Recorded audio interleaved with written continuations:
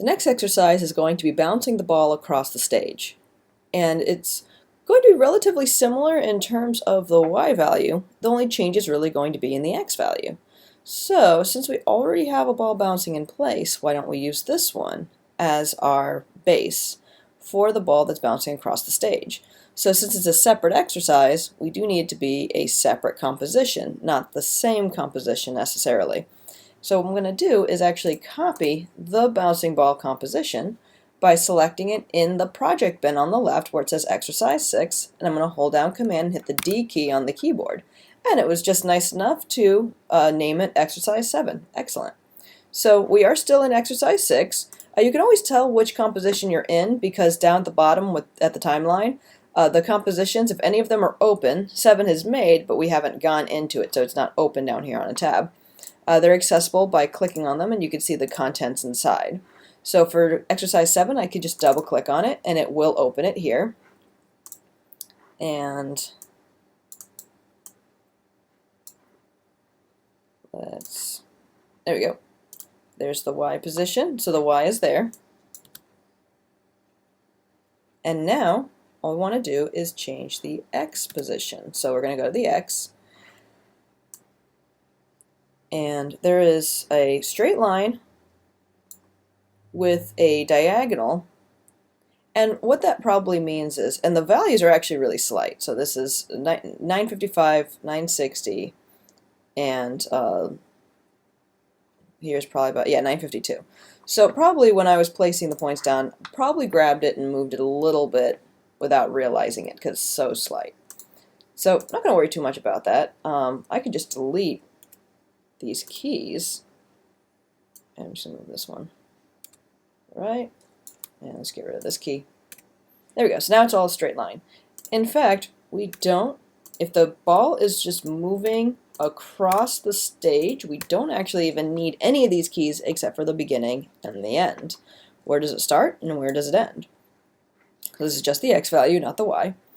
And we're going to take the x and let's move it.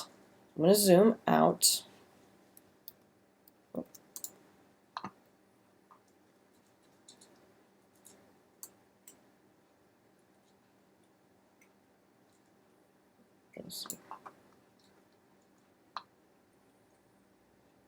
Fit selection view.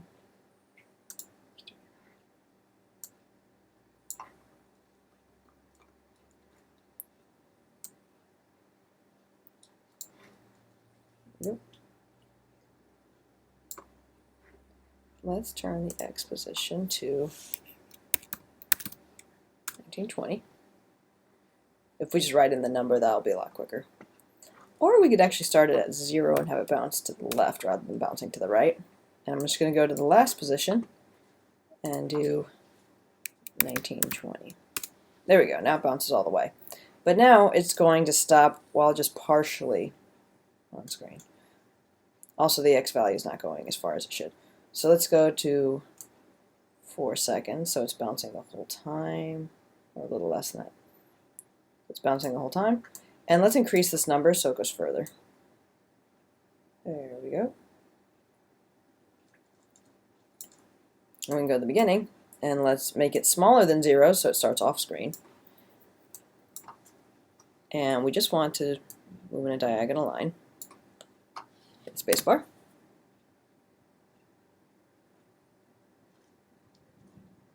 And there we go. Now the ball's bouncing across the stage. It's using the exact same y values from exercise 6 because it's just a copy of it. All we did was go into the graph and move the x value.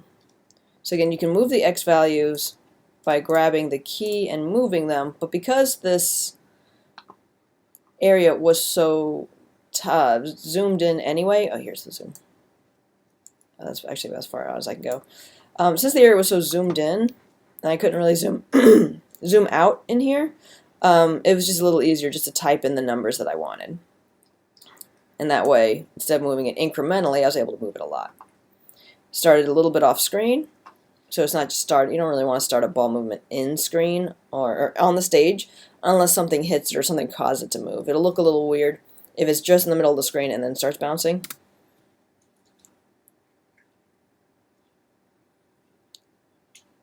So there we go. And if it feels too, like if you want it to bounce quicker, go across the stage more quickly, you might lose some of the end here, but that's okay. In that case, we can move this up. Oh, a little too much. About here. And that's going to make it travel more of a distance. And it's an even distance because although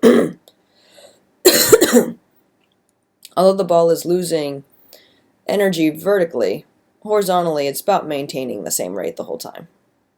So that is bouncing the ball across the stage using the graph editor in After Effects.